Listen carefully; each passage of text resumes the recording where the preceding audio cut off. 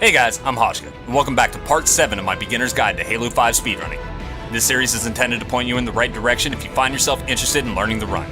This is primarily targeted towards easy runners, which most of the routing will consist of, but I'll share some legendary tricks from time to time just in case you've thought about trying, or are generally curious. So, let's continue with the game's 7th mission, Reunion. This mission stands out because it has the most tricks in a single sitting. To start, normally you'd come to the top of this ramp, press a button, ride the elevator to the bottom until your first Covenant encounter. Then, once getting by these enemies, you'd have to clear out these ones before you press another button to ride another elevator just to make it to the light bridge. I don't know about you, but I don't have time for that.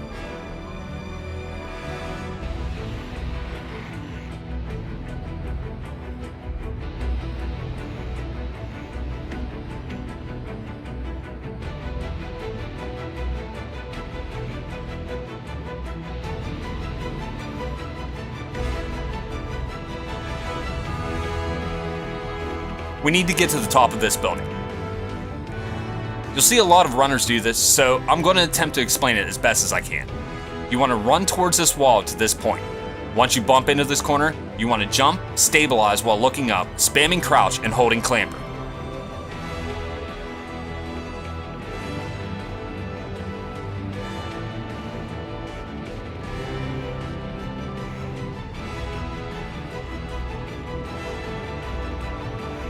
As you can see, I suck at this, but here's some examples of it being executed correctly. Big thanks to Renegade for allowing me to use his clips for this skit.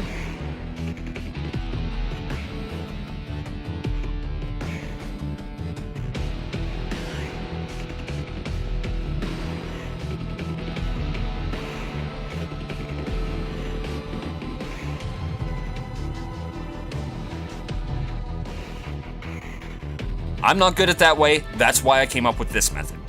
You want to sprint and jump from this corner to this corner, while aiming just left of this corner of the wall. Right before you get to the wall, thrust and jump while holding clamber to get the climb on this corner.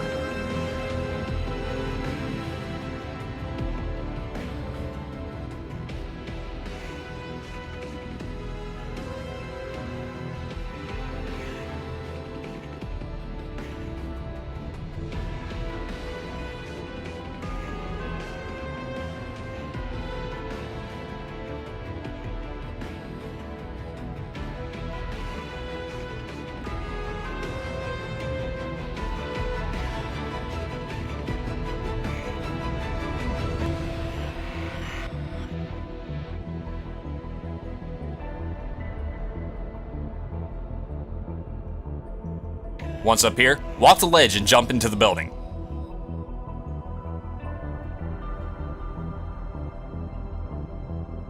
Turn left and clamber onto this point, then jump and thrust toward the back and right of the building.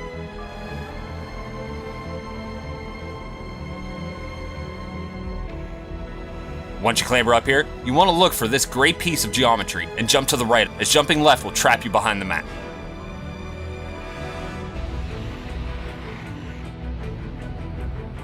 Now, squeeze through here, and you should be outside the map.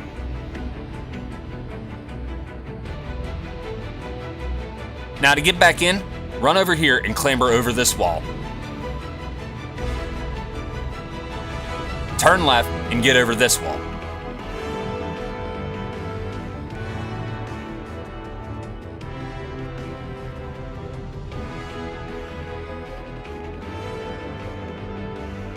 Jump onto this weird tree to avoid the gap, then thrust and ground pound here to get back in bounds.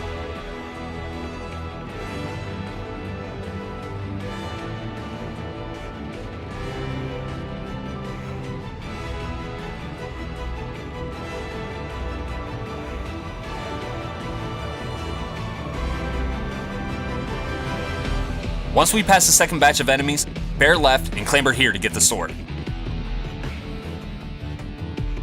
Now we're going to skip the second elevator, and there are plenty of ways to do so.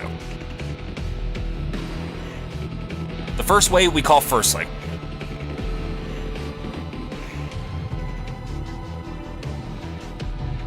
Bypass these enemies and jump onto this rock in a timely fashion.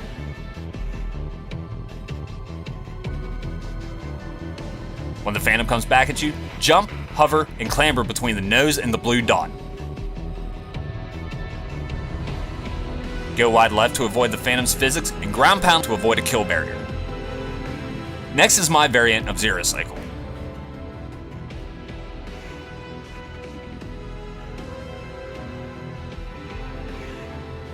Once you jump down, clamber up this rock and jump onto this one while hugging left.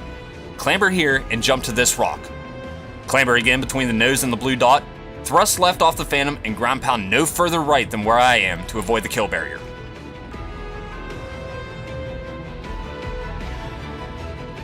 Now, on to Renegade's version of Zero Cycle.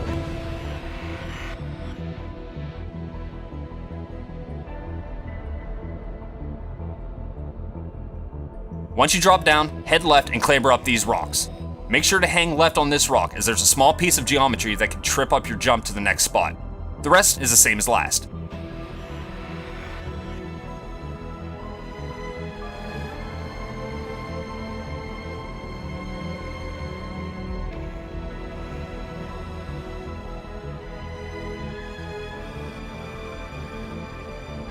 If you really want to impress your friends, drop here while charging enemies in your path. Now, just thrust into the gap of the barrier for a launch and ground pound onto the nose of the Phantom.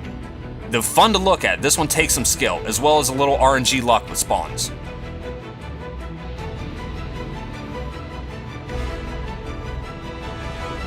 If those seem intimidating, we'll look at the Legendary path, which I'll vouch saying it to be a good starting point to learn.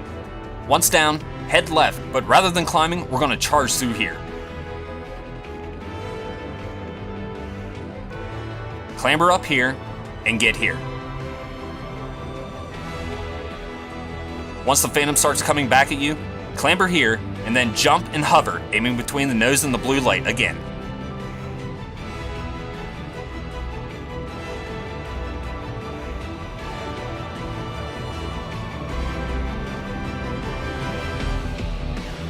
Once you land, run past the shadow to trigger the load.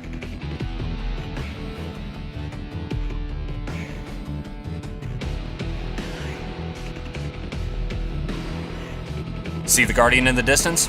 Once you hear a pop from him, the light bridge will appear 6 seconds after that. Now, follow this path as we're on our way to one of the most make-or-break skips of the run.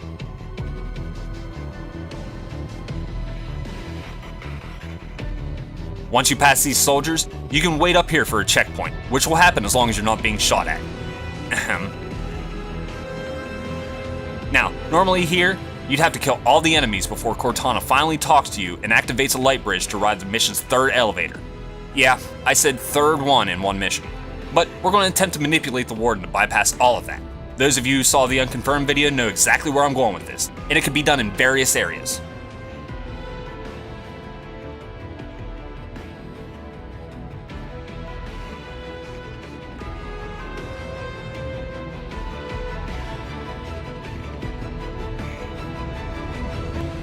This one being the fastest. Just be sure you're flush with the geometry.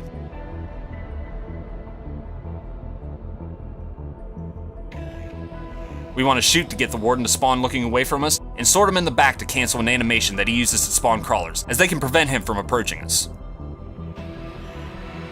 Normally, we want the shoulder charge animation, but there are times when his strike animation works as well. Regardless, once you get the launch, thrust if need be, and ground pound onto the ramp.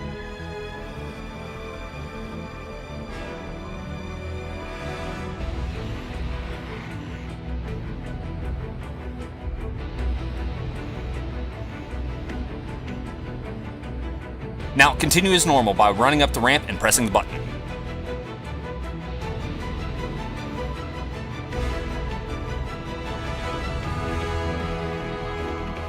Once down, head this way and grab a Phaeton.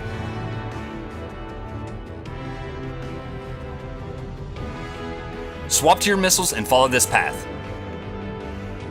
Once through the third barrier, turn left and start descending until you're at this rock to get out of the map.